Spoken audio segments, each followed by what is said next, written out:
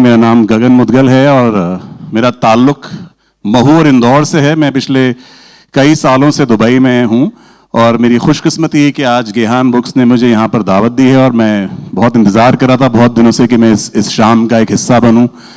मेरे radio career में, theatre career में आप सभी का बहुत कंट्रीब्यूशन है, बहुत योगदान है। मुझे बहुत खुशी हो रही है कि आज मैं जिनसे बात करने वाला हूँ तो मैं इंट्रोडक्शन में बताऊंगा कि मैं आज इनके करीब हूँ। रूमी भाई के लिए एक बार जोरदार तालियां बजनी चाहिए।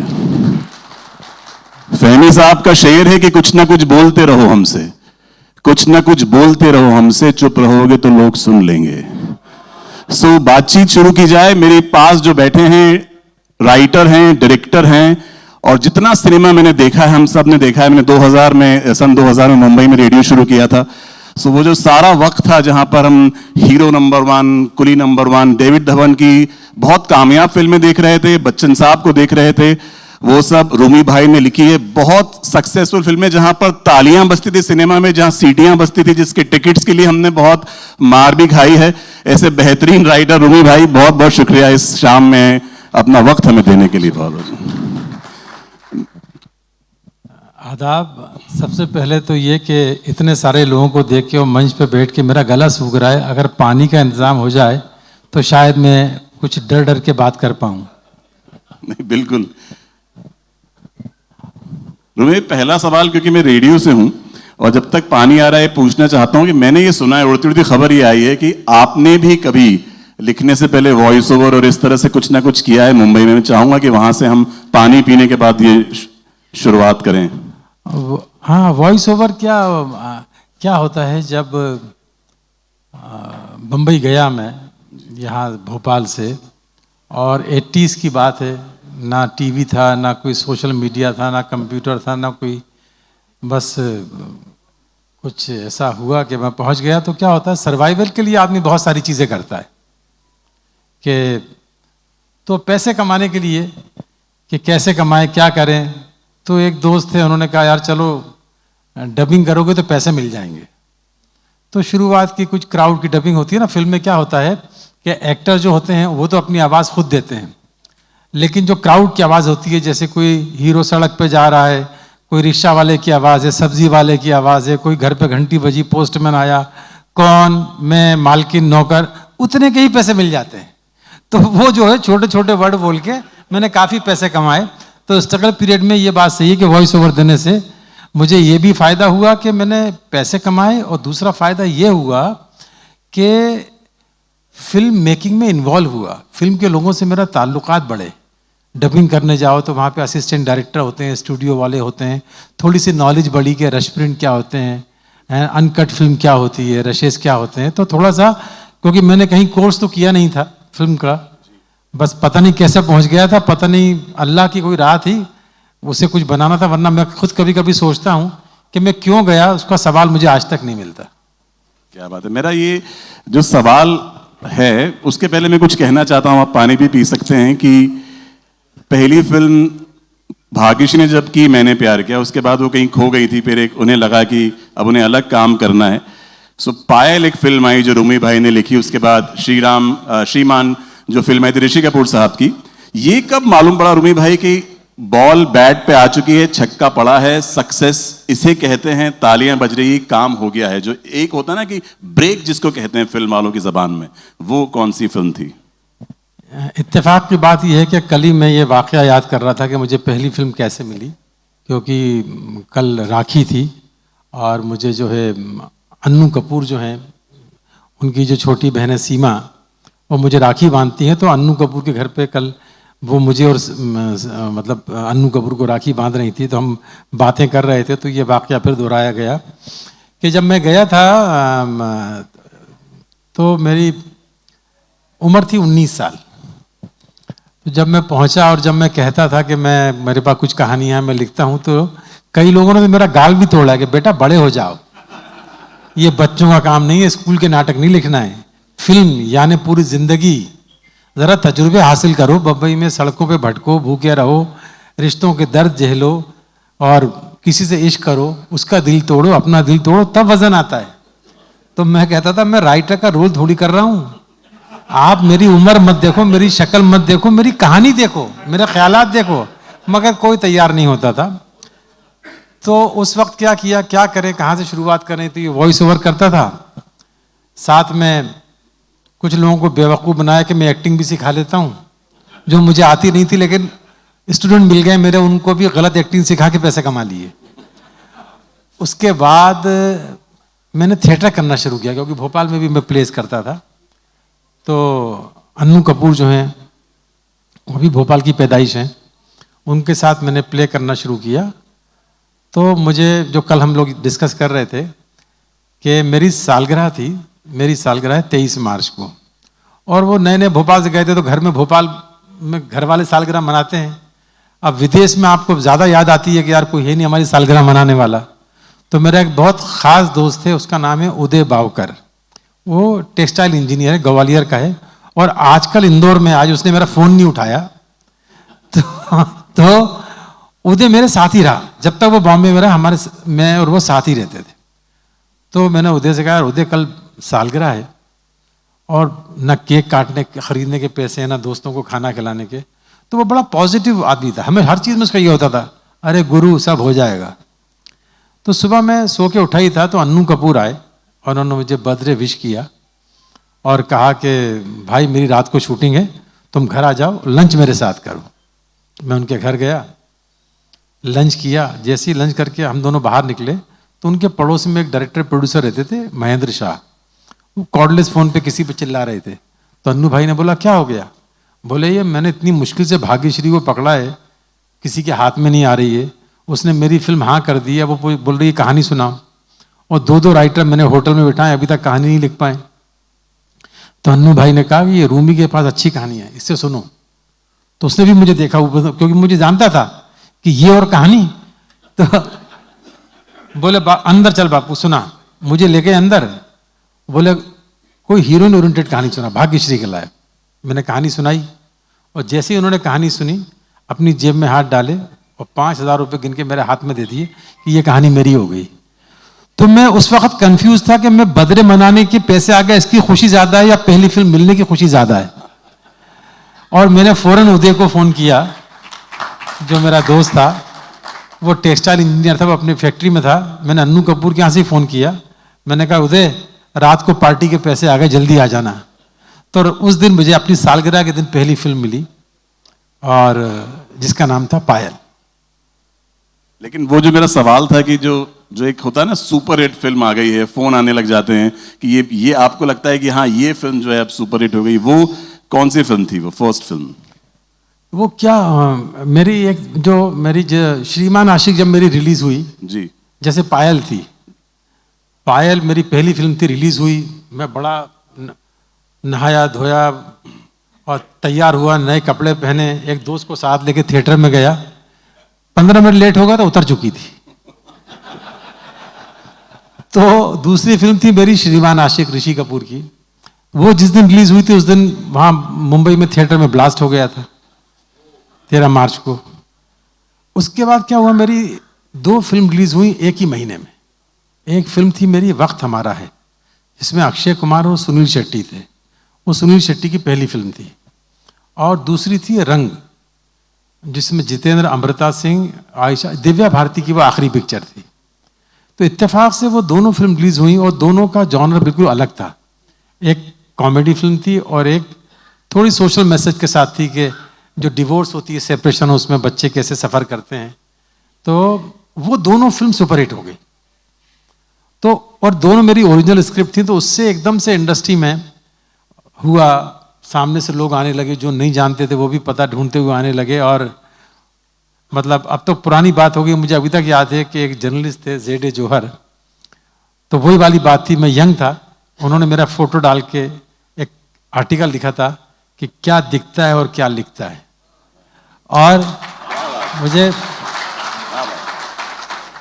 जो इंडस्ट्री और मीडिया एक थोड़ा सा क्रेडिट इसी बात का देता है कि रूमी जाफरी के आने से ये फायदा हुआ कि उसने राइटर की उम्र कम कर दी। मेरे बाद लोगों ने यंग लड़का लड़कियों को सुनना शुरू किया। मेरा एक सवाल जो मैं पूछने के लिए एकदम बहुत आतुर हूं, वो ये कि आज भी रूमी भाई की फिल्मों का टेम्पलेट बहुत लोग जाने अनजाने यूज करते होंगे कि कैसे हम एक सक्सेसफुल कमर्शियल फिल्म बनाएं। डेविड धवन, गोविंदा, रूमी जाफरी, ये क्या हुआ, ये कैसे बन गया, ये क्या, ये रेसिपी का क्या सीक्रेट है कि 99% सक्सेस रेट है आप लोगों का, वो मुझे बताएं इस टीम के बारे में। नहीं, क्या है, सक्सेस का कोई फॉर्मूला नहीं है, ना किसी को आता है। हर आदमी सक्सेसफुल फिल्म ही बनाना चाहता है, हर आदमी कामयाब हिट पिक्चर बनाना चाहता है। मैं आपको बताऊं, शायद यहाँ पे बहुत सारे यंगस्टर्स हों या जो करियर बनाना चाहते हो, जिससे मुझे फायदा हुआ। एक तो ये है कि आप अपना काम ईमानदारी से करो। अच्छा, ये बात सही है कि वो एक कुदरत ने कॉम्बिनेशन बनाया था, मतलब मैंने सबसे ज़्यादा फिल्म जो की हैं वो कुछ 10-12 फिल्म मैंने गोविंदा के साथ की हैं और 15-16 फिल्म सलमान के साथ की हैं। तो ये हमारा, लेकिन जिस चीज़ का मुझे सबसे ज़्यादा फायदा हुआ वो कादर खान की वजह से हुआ। मेरी बिगनिंग में एक फिल्म थी जो बंद हो गई, तो उसमें मैं कादर खान से मेरी मुलाकात हुई और मेरा डायरेक्टर से हो गया झगड़ा। तो मैं कादर खान से मिल चुका था और उन्होंने पहली मुलाकात में ही मुझे बड़ी मोहब्बत दी थी कि तुम्हारी ज़बान अच्छी है, तुम कहाँ के हो। तो मैंने कहा मैं भोपाल का हूँ। तो वो मुझे थोड़ा उन्होंने ज़्यादा मोहब्बत दिखाई, तो मैं उनके पास पहुँच गया कि मैंने ऐसी ऐसी बात है और ये मेरे साथ गलत किया इस डायरेक्टर ने। तो उन्होंने मुझे एक बात बहुत अच्छी बताई, बोले बेटा तुझे एक मैं ज़िंदगी का निचोड़ दे रहा हूँ जिससे तू कामयाब हो सकता है। बोले क्या है कि मैं प्रोफेसर था, पढ़ाता था और थिएटर करता था। जब मुझे फिल्म लिखने के लिए मिली, मेरा प्ले देखने के बाद, मनमोहन देसाई और रमेश बहल की, तो मैं अपने कॉलेज जाता था, उनके ऑफिस जाता था, शूटिंग पे जाता था, अपने कमरे में बैठ के सिर्फ लिखता रहता था। मैंने कमरे के बाहर की दुनिया नहीं देखी, देखी तो सिर्फ शूटिंग का सेट जहां मैं सीन लेके जाता था। करता रहा, मेरी पिक्चर रिलीज हो गई, हिट हो गई। और एक दिन मुझे आया कि भाई गोल्डन जुबली है, आपको होटल में आना है, पार्टी है, आपको ट्रॉफी मिलेगी। तो मैंने कहा मैं नहीं जाऊंगा। अब घर वाले पीछे पड़ गए, जाओ जाओ, पार्टी है, तुम्हारी फिल्म में इतनी हिट हो गई, ट्रॉफी लेके आओ। तो मैंने कहा मुझे कोई जानता नहीं। मैं वहां पहुंचा, इतना बड़ा होटल है ओबरॉय, वहां पे किसी ने मुझे रोक दिया, मुझे नहीं जाने दिया अंदर, तो मेरी इज्जत वो हो जाएगी, मैं नहीं जाऊंगा। घर वालों ने जिद की तो मैं चला गया। तो बोले जब मैं गाड़ी से उतरा तो बाहर बहुत सारी भीड़ खड़ी थी, पब्लिक, जो एक्टर को देखने के लिए। मैं बड़ा कॉन्शियस था कि मुझे कोई जानता नहीं। जैसे ही मैं उतर के आगे बढ़ा और पब्लिक ने आवाज लगाई, ए कादर खान, कादर खान, और मेरी तरफ भागे। मेरे को पकड़ लिया, सिक्योरिटी वाले आए, मेरे प्रोडक्शन वाले आ गए, मुझे अंदर ले गए। इसका मतलब समझे तुम? मैंने कहा नहीं। बोले बेटा ये प्रोफेशन ऐसा, जितना एक कमरे में बैठ के काम करोगे उतना दुनिया पहचानेगी तुमको। जितना तुम लोगों के ऑफिस घूमोगे तुमको वो लोग पहचानेंगे, तुम्हारा काम नहीं। काम सीरियसली करो। तो उनका कहना मान के मैंने भी क्या किया, सिर्फ एक कमरा पकड़ लिया था और बैठ के सिर्फ लिख रहा था। बाहर हिट हो रही है फ्लॉप, मुझे परवाह ही नहीं थी। लेकिन हाँ कि उससे ये फायदा हुआ कि काम अच्छा हुआ, मेहनत से हुआ। रूमी भाई ने बच्चन साहब को डायरेक्ट किया है चेहरे में, सलमान खान को डायरेक्ट किया है गॉड तो सी ग्रेट, बहुत फिल्में लिखी है। एक फिल्म में रूमी में बड़े मियाँ छोटे मियाँ, अपने जन्मस्थली में बैठा हूं तो पूछ सकता हूं इस सवाल कि जब भी उस फिल्म का जिक्र होता है लोग कहते हैं कि गोविंदा बच्चन साहब पर हावी थे।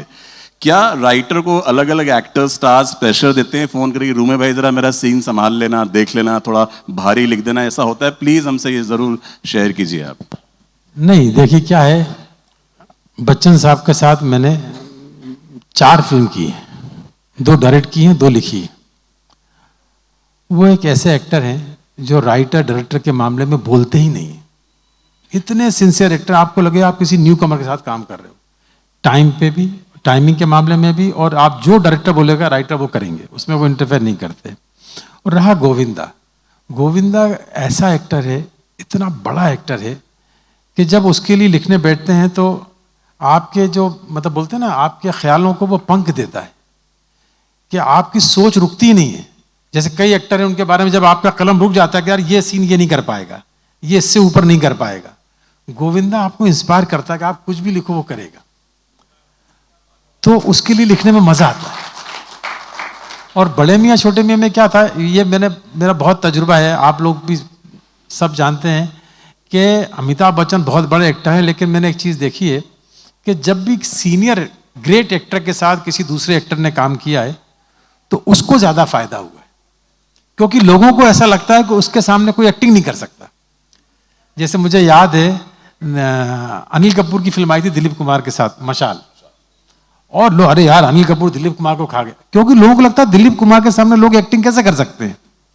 इसी तरह गोविंदा को फायदा इसलिए हुआ, तारीफ इसलिए हुई कि उनको लगा ये अमिताभ बच्चन के सामने ऐसी एक्टिंग कैसे कर रहा है।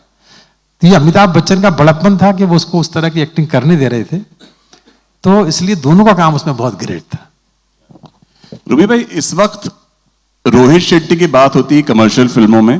अमर कौशिक का स्त्री 2 का वर्ल्ड काफी चल रहा है। राज भी आ गए हैं लेके ड्रीम गर्ल। किसका काम आपको अच्छा लग रहा है इन दिनों जब मसाला फिल्मों की बात हो रही है? ये सवाल मैं इसलिए कर रहा हूं कि ओटीटी ने आके जो लोगों को सिनेमा से दूर किया है, अब जब फिल्मों में लोग दिखते हैं सिनेमा हॉल तो बड़ा अच्छा लगता है। तो आपको किसका काम इस वक्त अच्छा लग रहा है? नहीं देख, क्या है, काम रोहित शेट्टी बहुत अच्छा कर रहा है। बल्कि गोलमाल रिटर्न जो सीक्वल पहला था वो मैंने ही दी थी उसको, मैंने स्क्रिप्ट दी थी। और हाउसफुल 2 दो मैंने सीक्वल लिखे थे। तो रोहित शेट्टी क्या है, राज शांडिल्य भी बहुत अच्छा कर रहा है, लेकिन रोहित शेट्टी का जो कॉमेडी के साथ जो ग्रैंजर है वो जो है ना बहुत ही एक्साइटिंग है ऑडियंस के पॉइंट ऑफ व्यू से। पिछली 1-2 पिक्चर में उसकी कॉमेडी कम रही है, लोगों की एक्सपेक्टेशन उसको लेके कॉमेडी की ज़्यादा है, लेकिन रोहित शेट्टी जो है बहुत, मतलब जैसे उसकी फिल्म में कॉमेडी के साथ ग्रैंजर है। अभी मुझे बाहर मालूम पड़ा, आई एम सो सॉरी, मैं भोपाल ही जानता था, लेकिन शाहजहाँपुर और उज्जैन का भी, इन शहरों का भी आपकी ज़िंदगी में अहम रोल रहा है। और आप कॉमेडी लिखते रहे, क्योंकि यहाँ पर शायरी की महफिल है। ये सवाल मैं करना चाहता हूँ, किसी शायर ने कहा है कि शगुफ्ता लोग भी टूटे हुए होते हैं अंदर से, शगुफ्ता लोग भी टूटे हुए होते हैं अंदर से, बहुत रोते हैं वो जिनको लतीफ़े याद होते हैं। क्या बात। सो दुख का ज़िंदगी में, क्या कॉमेडी के लिए दुख की वो ऑब्जर्वेशन, वो फीलिंग ज़रूरी रही है आपके लिए? नहीं, आपने जब बोला यहाँ से वास्ता रहा है, पहला मेरा दिमाग तो जब से मैं एयरपोर्ट पे उतरा हूँ मेरे सिर्फ हमारी फिल्मी भाषा में फ्लैशबैक ही चल रहे हैं, क्योंकि मेरा बचपन जो है ना पूरा वो शाहजहाँपुर में गुजरा है। तो मेरे वालिद शाहजहाँपुर के ही हैं, वहीं पल के बड़े हुए हैं। तो मेरे पापा का जो पूरा ख़ानदान है, पापा की ननिहाल, वो शाहजहाँपुर, उज्जैन, इंदौर। और इंदौर से मेरा वास्ता और ज़्यादा कैसे है कि जो महेश जोशी जो थे, महेश जोशी उनके बड़े भाई हैं, आए कि नहीं आए, मैंने उनको बुलाया था, कमला शंकर दास साहब। तो वो बचपन से हमारे सगे चचा की तरह हैं। तो इंदौर से हमारा वास्ता इस वजह से, और दास साहब के आना जाना, तो रिश्तेदार सारे यहीं हैं। तो बचपन गुजरा है यहाँ पे। मुझे याद आता है जब मैं, सैफी होटल था, वहाँ बहुत खाया है। यहाँ घमंडी लस्सी हुआ करती थी, है ना। और क्या होटल था, रीगल के पड़ोस में था, ब्लू क्या नहीं,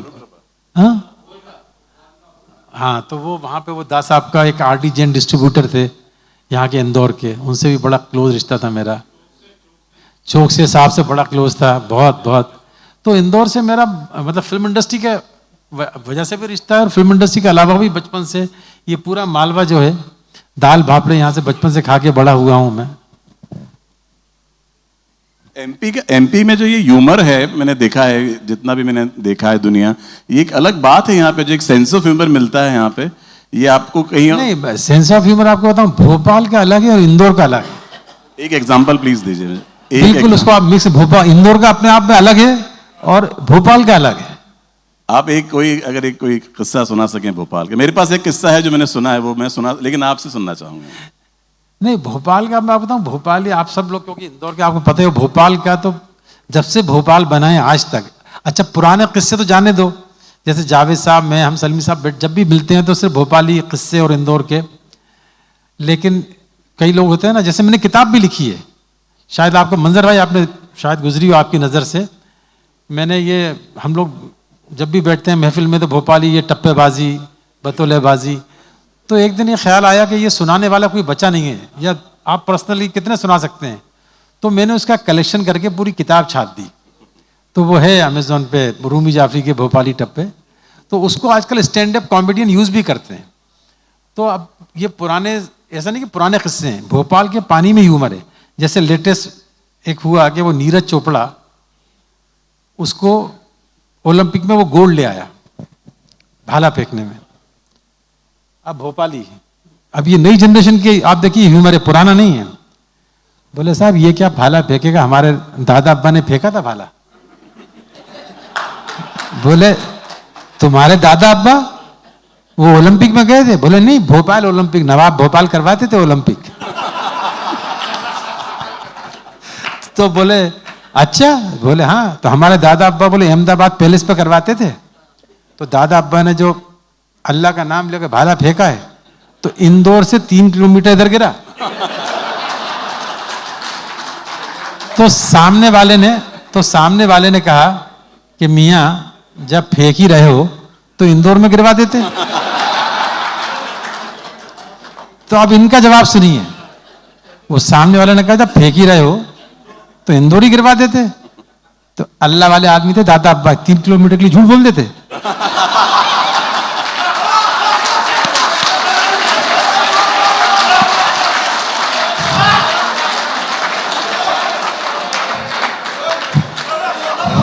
ये भोपाल का ह्यूमर है।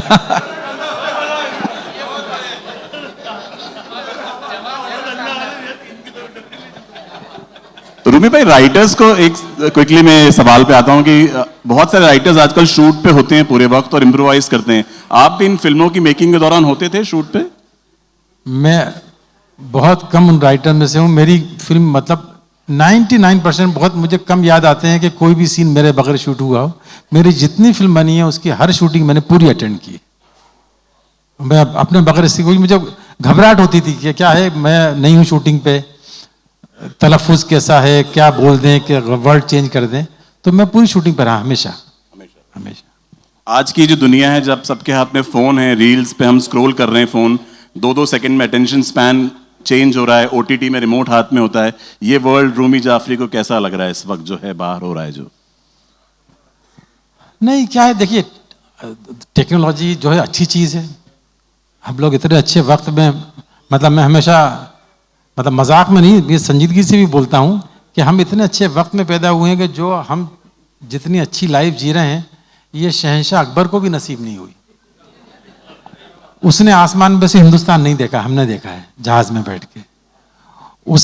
उसको गाना सुनने का मूड है, बोले जी तानसेन का गला खराब है, मेरी गाड़ी में मिक्का सिंह और लता मंगेशकर है, मैं किसी को भी सुन लेता हूँ, मेरे मोबाइल में सारे लोग।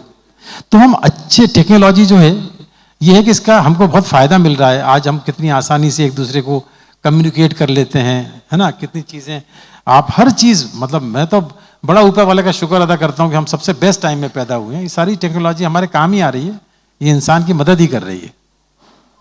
इंटरटेनमेंट में भी आप देख लीजिए, मतलब लोग बोलते हैं ना, जैसे टीवी आया तो लोग बोलते थे लोग फिल्में नहीं देखेंगे, फिल्म का बिजनेस और बढ़ गया। उसके बाद VHS आया, वीडियो, लोग घर में वीडियो मंगा के देखेंगे, फिल्म का बिजनेस और बढ़ गया। उसके बाद OTT आ गया, ये मोबाइल में है, लेकिन कोई किसी पर असर नहीं पड़ रहा है, हर चीज चल रही है। अभी अगर एक ही एक्टर का नाम आपको लेना है, सवाल की शर्त यह है कि आज अगर फिल्म बनाने का मौका मिले, कॉमेडी फिल्म, तो इस वक्त किसका टाइमिंग आपको नई जनरेशन में बहुत अच्छा लगता है कॉमेडी में? नई जनरेशन में कॉमेडी का टाइमिंग मुझे सबसे अच्छा, मुझे तो वरुण धवन का लगता है, यंग जितने भी हैं। उसकी वजह है कि आपने बचपन से उसको देखा है और आप उसके नहीं, मैंने उसको इसलिए नहीं कि मैं उसको मेरे बचपन से मेरे सामने पल के बड़ा हुआ, इसलिए कि उसको मैं बचपन से जानता हूं, जब ये भी नहीं पता था कि वो बड़ा होकर हीरो बनेगा, कि वो गोविंदा और सलमान को दोनों को वो घोट के पी गया है। तो उसके अंदर गोविंदा भी है, सलमान भी है, उसके अंदर वो टाइमिंग रोमांस में भी और कॉमेडी में उसकी कमाल है। एक लाइन में अगर ये बोलना पड़े कि डेविड धवन और गोविंदा की जो जोड़ी थी, आपने इतने करीब से देखी होगी, ये इसको अगर समअप करना हो एक लाइन में कि क्या था ये मैजिक, कि कैसे हुआ आपके सामने? क्योंकि ये दोनों की जोड़ी माइंड ब्लोइंग रही, रिश्ते बाद में अलग हुए ये भी एक अलग बात है, लेकिन गोविंदा और डेविड धवन की जोड़ी को अगर एक लाइन में समअप करना हो कि क्या सिनेमा इन्होंने बनाया है, क्या आपके जहन में आता है इन दोनों के बारे में? एक लाइन में कैसे इसको करूं? एक लाइन में हो सकता हूं कि ये जोड़ी जो है वो नंबर 1 एंटरटेनर थी। मैं तो चाहता हूं कि और पिक्चर करें। और एक सवाल जाते आते, इतनी सारी फिल्में आपने की, पायल से लेके और चेहरे तक डायरेक्ट की है, उसमें शाहरुख खान की फिल्में भी लिखी है सर ने, चलते चलते, अंजाम, बच्चन साहब की, सलमान खान की, सभी के साथ काम किया है। ये जो नंबर 1 सीरीज है ये रूमी भाई, बाद में बहुत कम हुआ, सिर्फ आई थिंक अक्षय के साथ हुआ, खिलाड़ी वाला, आप ही की फिल्में रही। एक फिल्म अगर मतलब आई नो ये ऐसा ही है कि बच्चे, बाप को कहा जाए कि एक बच्चे को पिक करो, फिर भी एक फिल्म की यार ये फिल्म थोड़ा बन गई अच्छी और ज्यादा, एक होता है ना एक करीब आपके फेवरेट, कौन सी होगी वो? नंबर 1 में मेरी सबसे जो मुझे पसंद है फिल्म, फेवरेट फिल्म है, वो है मेरी हीरो नंबर 1। बीवी नंबर 1 भी बहुत अच्छी है, कलेक्शन उसका ज्यादा था, लेकिन हीरो नंबर 1 ज्यादा मेरे वो। और आपको फ्यूचर में डायरेक्टर हैट के साथ हम देख पाएंगे फिर से कुछ फिल्म बनाने का भी आप प्लान चल रहा है, कुछ फिल्म डायरेक्ट करने का? और कुछ आता ही नहीं है समझे ना आप ये बोलोगे आप डायरेक्शन और राइटिंग करते रहिए। क्या बात है। एक बात बहुत दिल से मैं कह रहा हूं कि सिनेमा जो हमने देखा है, जहां पर सिनेमा हॉल भरे रहते थे, डिस्ट्रीब्यूटर्स, एग्जीबिटर्स, सबने बहुत पैसे बनाए हैं, एंटरटेनमेंट मिला है, आज तक उसके मीम बन रहे हैं, उसके लिए रूमी भाई का बहुत बहुत शुक्रिया मैं चाहता हूं। जोरदार तालियां बजनी चाहिए उन फिल्मों के लिए बहुत बहुत जो रूमी भाई ने लिखी हैं और डायरेक्ट की हैं, और बड़े बड़े एक्टर्स के साथ आपने काम किया है, बहुत बहुत शुक्रिया। और हमें बड़े बहुत बहुत शुक्रिया। और मैं चाहता भी था कि मैं असल में सुनने के लिए एक्साइटेड हूँ, इतने अच्छे अच्छे शायर बैठे, मैं सामने बैठ जाऊं ताकि मुशायरे का मजा ले सकूं। Thank you so much Rumi भाई, शुक्रिया बहुत बहुत।